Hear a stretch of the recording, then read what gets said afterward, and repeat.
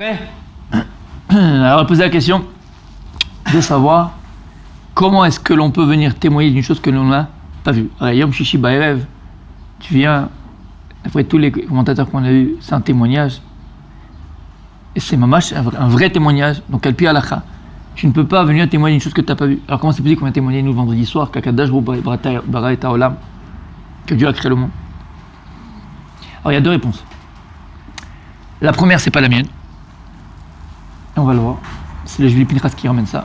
Et la deuxième, c'est une réponse qu'on veut donner. D'accord? En vérité, cette question, c'est même pas la mienne. C'est celle du Khatam Sofer. Le Khatam Sofer sur les drachot de Pessah, il pose exactement cette question-là. Comment est-ce que c'est possible que vendredi soir on vient témoigner sur Kadosh Baruch Hu a créé le monde alors qu'on ne l'a pas vu? C'est la réponse, c'est la question du Khatam Sofer. On va voir après ce qu'il dit le Khatam Sofer. Première réponse. Il y a écrit dans le Midrash, dans Parashat Tazria. Parashat Tazria, le Midrash est comme ça. Écrit en Télim, Achor va kedem sartani. Akadosh Baruch Hu, il dit David Amelech, tu m'as créé, donc l'homme, tu as créé l'homme, Achor va kedem. Achor, c'est Acharon, dernier. Kedem, c'est premier. Et le Midrash, il dit quoi? Im zacha. On lui dit kedem. Si tu as le mérite, on te dit, ah, tu as été créé le premier.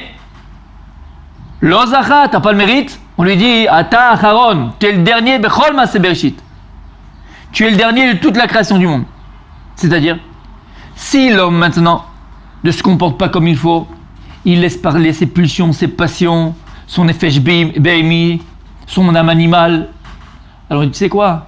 Afilu itush kadmecha. Même l'insecte, il t'a devancé dans maaseh bereshit. Puisque quand est-ce que tu as été créé? Le 6e jour. Donc si tu n'es pas un Adam, tu n'es pas un homme, avec un grand H en français, un bon Aleph en hébreu, si tu n'es pas Adam, tu laisses parler ton corps, tes pulsions, tes passions, ton Yetzirah, même l'insecte, il vaut plus que toi. Même l'insecte, parce que comment il fait son tafkid, il fait le rôle pour lequel il est venu dans ce monde-là. Par contre, si jamais tu vas vers l'essentiel, tu vas vers le bon, vers le tov, vers la Torah, vers les mitzvot, tu donnes à tes neshama de s'exprimer à l'extérieur, d'éclairer ton existence, d'éclairer ta vie. On te dit, tu sais quoi? Atak Adam Tale Kol Maaseh Bereshit. Tu as devancé toute la création du monde. Pourquoi?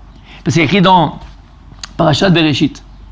Veruach Elokim berachefet al pnei hamaim. Ils disent, c'est quoi Veruach Elokim berachefet al pnei hamaim? Et l'esprit divin, on va dire, le Ruach, l'esprit divin, flottait au-dessus des eaux. Quand est-ce qu'on parle des eaux? Le premier jour de la création. Et on dit c'est quoi? C'est Neshama Shel Mashiach. C'est l'âme du Mashiach. Et ils disent c'est quoi l'âme du Mashiach? C'est l'âme de tout l'âme Israël, puisque le Mashiach contient en lui toutes les âmes du âme Israël. Et c'est l'âme donc d'Adam Arishon. Et Adam Arishon, il dit le Harizal, contient en lui toutes les âmes de tous les Juifs à venir. Toutes les âmes des Juifs étaient contenues dans Adam Arishon. Donc si maintenant toi tu laisses parler ta Neshama, tu laisses réaliser ta Neshama, tu laisses éclairer ta Neshama, tu vas vers le bon, l'essentiel, comme on a dit vers la Torah. Alors qu'est-ce qu'on te dit, Rabbi?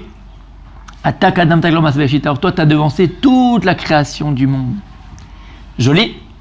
C'est en vérité que l'homme, Mitzad Neshama, au niveau de son âme, l'âme a été créée avant, au début. Mais ça me laisse un problème encore. Pourquoi? Parce qu'on te dit que Ruach Elokim a appelé Amaim. C'est-à-dire que ça a été l'âme. L'âme, elle a été, entre guillemets, dévoilée dans le monde le premier jour de la création. Mais c'est pas le jour, l'instant zéro où Dieu il a commencé à créer le monde. L'eau, le ciel, je l'ai pas vu que ça a été créé. Donc peut-être que Dieu est venu après, chez Mishmor, Kabiachol, Chadé Shalom. Ok? C'est-à-dire que j'ai pas réussi encore à trouver cette réponse-là. C'est pas que vraiment j'ai vu le Maaseh Bereshit. Pourquoi? Encore une fois, parce que l'âme, il y a écrit que l'âme d'Adam Arishon, elle flottait sur les eaux, d'accord? C'est ça que ça veut dire. Mashiach, l'âme de Adam Arishon, elle flottait sur les eaux. Donc les eaux ont été créées avant. Et ça, je l'ai pas vu. Peut-être quelqu'un qui a commencé à créer, puis Hachem est venu après, chez Mishmor, qui me dit, je l'ai pas vu. Vous avez compris? Et là, écoutez bien, ça ça change une vie. Ça change une vie de Tzadik.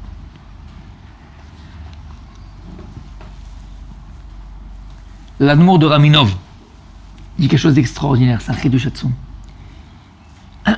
Écoutez bien, en fait, après, grâce à ça, j'ai compris un maral que j'ai vu il y a 10 ans peut-être. Oh, c'est un maral. Mais je pense que c'est ça aussi la kavana du maral. Et je vais dire les deux choses, ok? Il dit en vérité, le Zohar nous dit que, vous savez, le moment le plus grandiose, la tefila la plus grandiose en Shabbat, c'est quoi? C'est la mincha. Il dit pourquoi? Il dit Bereshit bara Elokim. C'est quoi Bereshit bara Elokim? Bereshit bara Elokim. Donc quand on le traduit Bereshit, c'est au commencement Dieu créa. Ouais, ça c'est du français, malheureusement, mal traduit. Bereshit, c'est pas un mot hébreu. Bereshit, c'est pas un mot hébreu. Si tu veux dire au commencement, au début, qu'est-ce que tu aurais dû dire? Batrala, au départ, au commencement, d'accord, Batrala. Bereshit d'ailleurs, c'est pour ça que Rashi reste 2 heures dessus, parce que c'est pas un mot hébreu. Ça veut rien dire Bereshit. Et là, Rashi, qu'est-ce qu'il dit? Bereshit, c'est Bishvil Reshit. Pour Reshit. Reshit, c'est le prémisse. C'est les prémices, c'est le premier. Donc c'est Bishvil Reshit. Bishvil, la Torah Shinikret Reshit. Bishvil Israël Shinikret Reshit. Le monde, il a été créé pour Israël, qui sont appelés prémices. C'est ça, Bereshit. Bereshit bara Elokim. Bishvil Reshit. Pour Reshit, c'est qui Reshit? Les prémices, c'est Israël. Donc pour Israël, bara Elokim. Dieu, il a créé. Et il dit les Chachamim, Allah b'marshavatrila. C'est qu'Akadosh Baruch Hu, il a pensé à créer le monde pour Israël. Donc si je te dis maintenant que Dieu a pensé à créer le monde pour Israël, ça veut dire qu'Israël, dans la pensée de Dieu, a devancé la création du monde. Vous êtes avec moi? Si je te dis que Dieu, il a créé le monde pour Israël, ça veut dire quoi? C'est qu'Akadosh Baruch Hu, il a pensé à créer le monde pour Israël. C'est-à-dire que Dieu, il a pensé d'abord Israël et après au monde. Donc qu'est-ce qui a devancé la création du monde? Israël. Il dit l'Admour, écoutez bien, c'est extraordinaire. Quand est-ce que les Neshamot d'Israël ont été créés? Il dit en vérité, avant Maaseh Bereshit, il y a eu un premier Shabbat. Écoute bien, il y a eu un premier Shabbat. Il y a eu un Shabbat. Et à Shabbat, à Mincha de ce Shabbat-là, à Kadosh Baruch Hu, là, il a pensé à créer Israël. Et donc, Dieu, c'est pas comme un homme, Chas v'Shalom. Nous, on pense et après on agit. Mais chez Dieu, la pensée et l'action, tout est en même temps, puisque tout est en Dieu. D'accord? Donc lorsque Dieu il a pensé à créer, en vérité, Israël, donc tout va être créé après.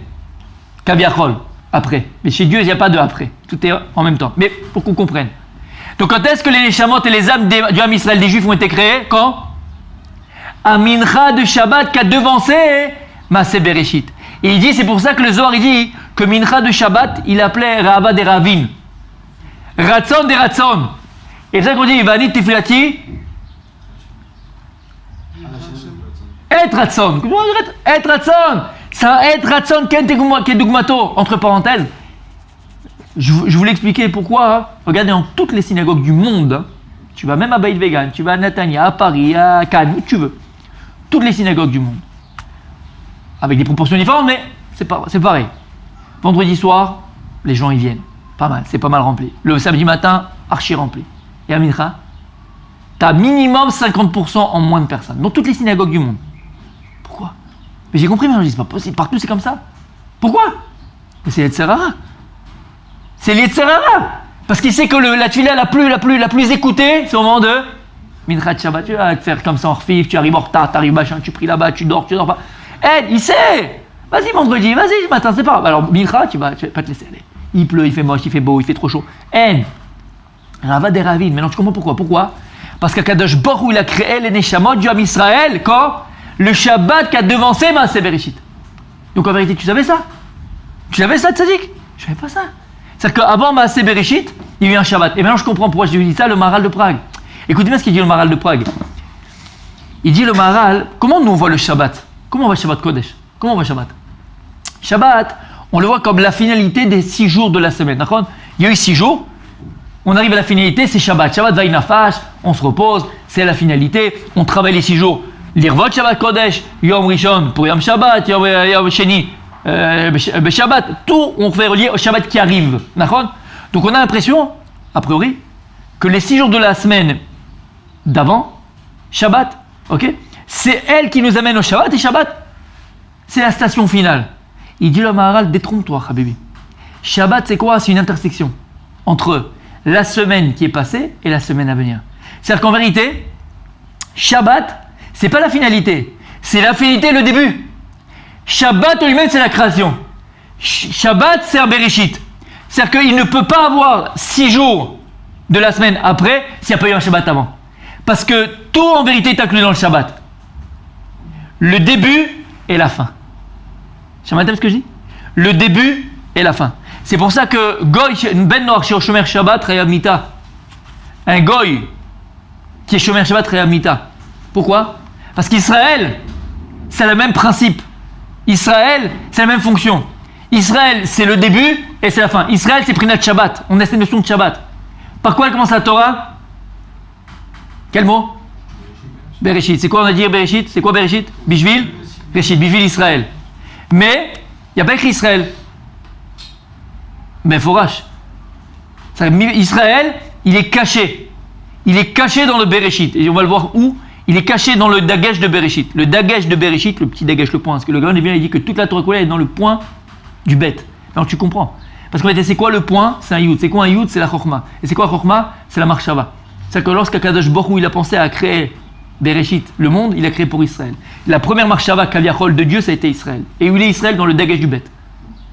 Et tout est inclus dans Israël. Toute la création est inclue dans Israël. C'est pour ça que la Torah elle commence par Bereshit, mais qui est caché, c'est Israël qui est caché dans Bereshit.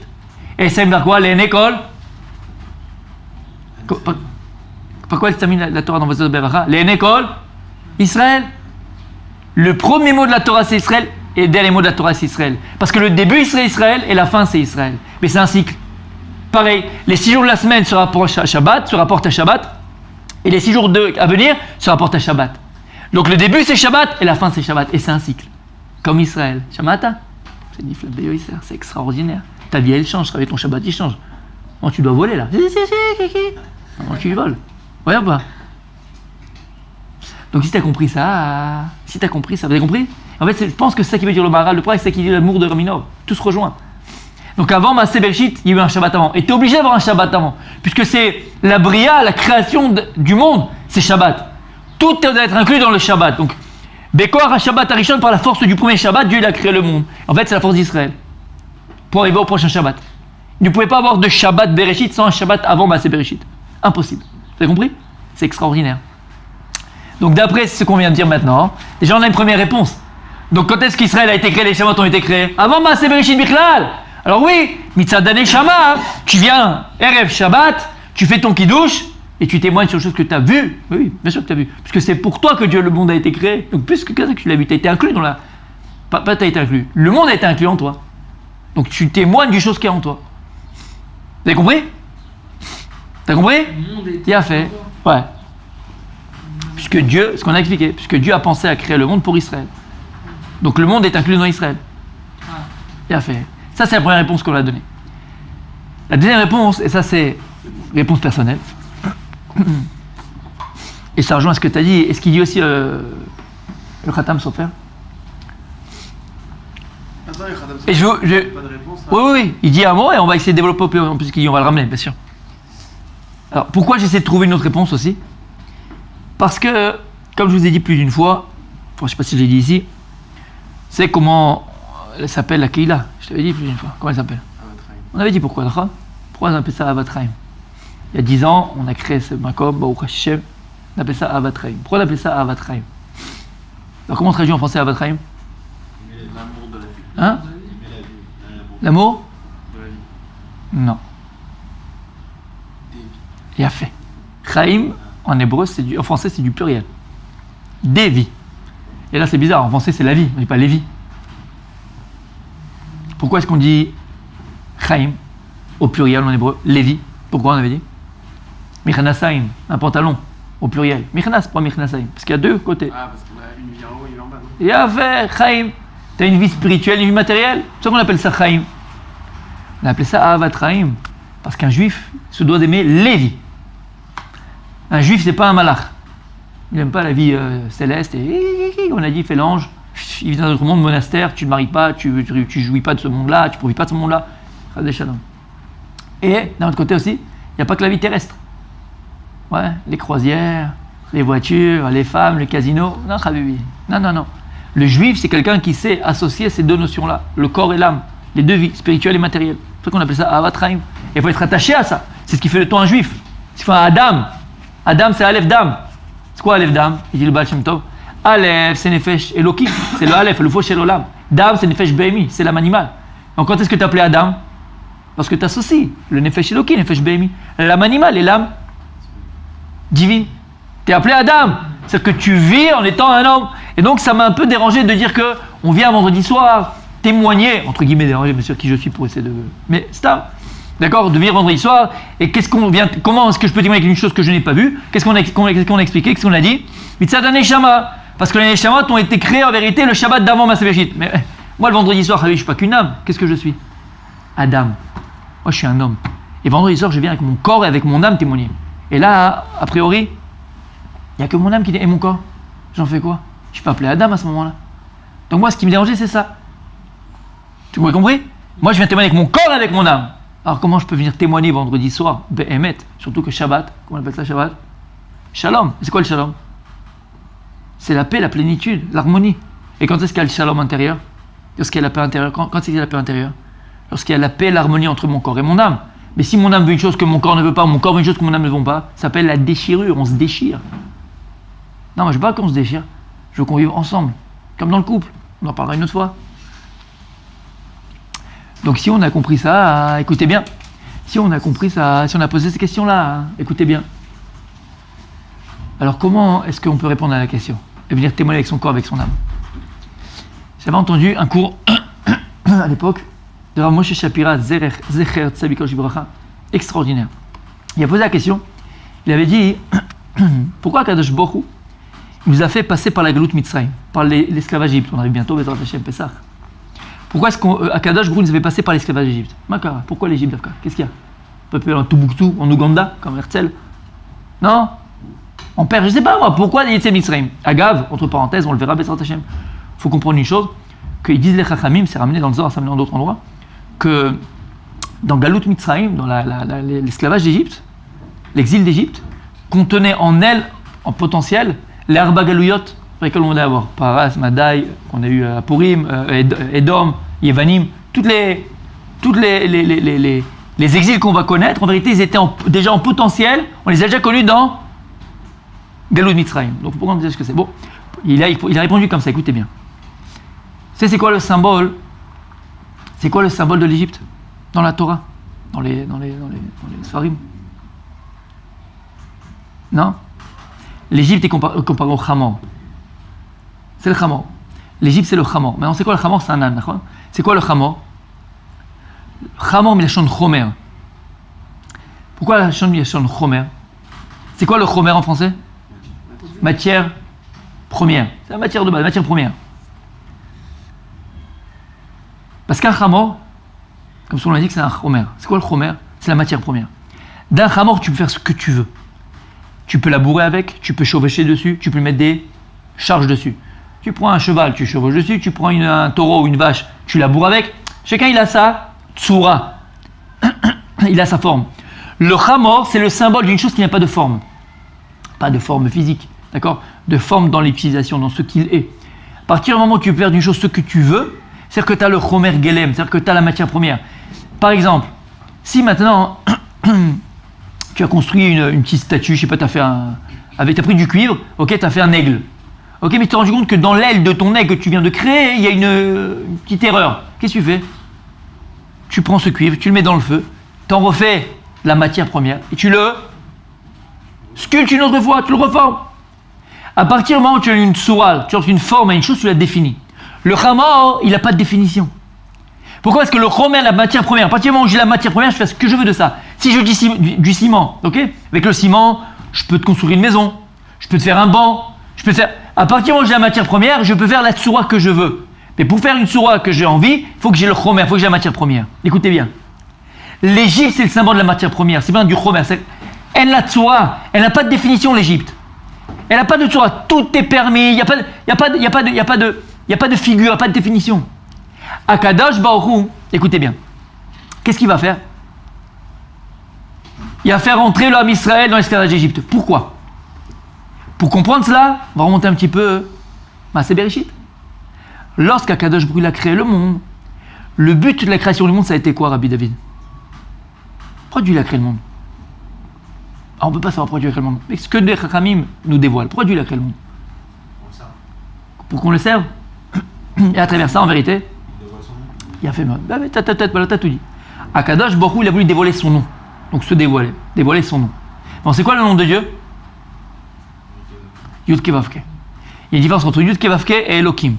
Quelle différence entre Yud Ke Vav Ke et Elohim qu'on dit derrière Rosh Hashanah, Kippour? Amen. Quelle différence? C'est vrai, mais par on dit à Rosh Hashanah, Kippour, on dit Hashem ou Elohim, Hashem ou Elohim. Magnifique. Parce que si tu avais un safek que Dieu c'est Elohim, alors je te le répète quoi. Dieu c'est Elohim. Ah, je savais pas, super. On dit Dieu c'est Elohim, Dieu c'est Elohim. Makara, qu'est-ce qu'il y a? Je savais pas que Dieu c'est Elohim. Et tu le cries, et tu le chantes, et tu le fais. Mais je vois, tu sais pas que Dieu c'est Elohim. Quoi? Tu fais, tu te poses pas la question toi. Bon, t'es que dans le nas, c'est Baruch Hashem. Après il y a le Nishma. Et c'est le Nishma de la Torah. Hashem ou Elohim, ça veut dire quoi Hashem ou Elohim? Et là-bas, Dieu est-ce qu'il a des noms, Bichlal? Dieu il a des noms? On peut dire que Dieu il a des noms? Ah, rien non, ça définit. Et Dieu il est indéfinissable, ou Aya, ou Bébé, oui. Il est infini à Kadosh Baruch Hu. Puisque le nom par définition définit une chose, il limite une chose. Dieu il est indéfinissable, donc il est limité. Et là-bas, comme on sait très bien, il explique le Nefesh Chachaim, Reprem Elohim dans Nefesh Chachaim, que Dieu il n'a pas de nom.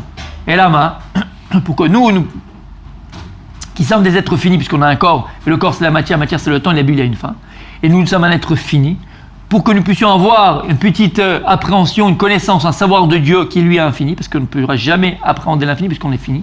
Qu'est-ce qu'il a fait à Kadosh Baruch Hu? Tzimtzem et Tatzmo. Kabiachol, il s'est rétracté. Donc nous, on lui donne des noms par rapport à nous, mais Dieu, il n'a pas de nom. Oui. Donc nous donner des noms pour pouvoir le comprendre. Quand on dit que Yud Kashem ou Elohim, c'est quoi Hashem ou Elohim? Le Shem Yud Ke Vav Ke d'Hashem, c'est le Shem Ameforash. C'est le nom infini de Dieu, le nom avec lequel Dieu il a tout créé. C'est qu'à partir de ce là où tout va être Netzal, tout va être créé. Toutes les sphirotes, les 10 sphirotes, doivent être retrouvées dans le Yud Ke Vav Ke. Yud Ke Vav Ke, c'est toutes les sphirotes par lesquelles Dieu va créer les mondes. Le Kutso Shel Yud, le petit bout du Yud en haut, c'est Keter, la plus haute sphère. Le Yud, c'est Chokhmah. Le He, c'est Bina. Le Vav, c'est les 6 autres. Chesed, Gvura, Tiferet, Netzach.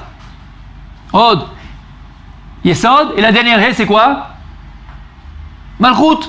Donc dans Yud Ke Vav Ke, t'as Kol HaOlam, t'as toute la création du monde. T'as tout.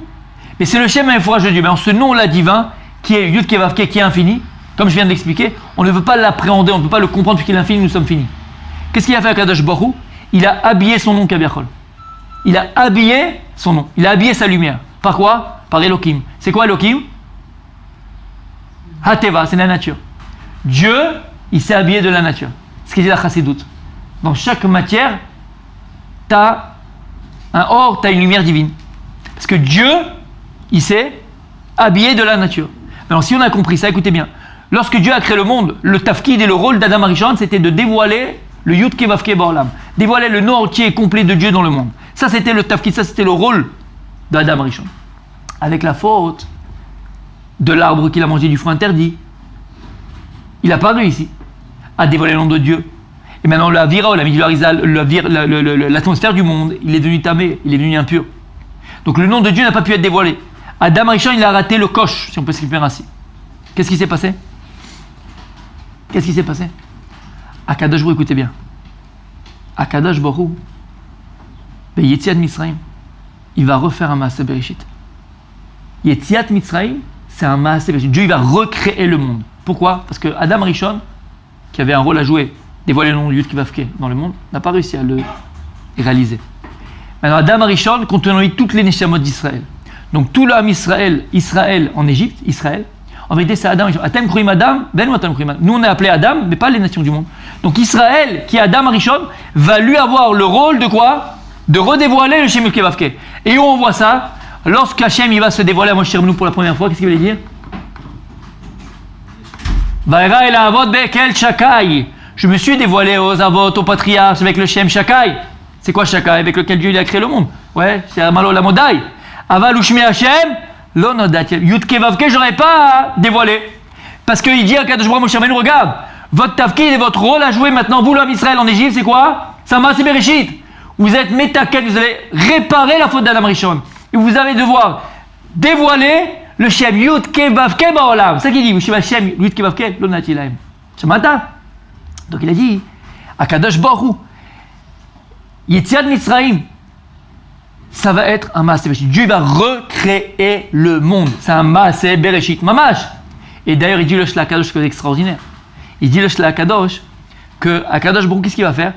Tout ce qui va se passer depuis Maaseh Bereshit jusqu'à Yetziat Mitzrayim, ok? Tout ce qui, les histoires qu'il y a eu. Alors en fait, Akadosh Baruch, il va prendre le temps, il va le rétracter.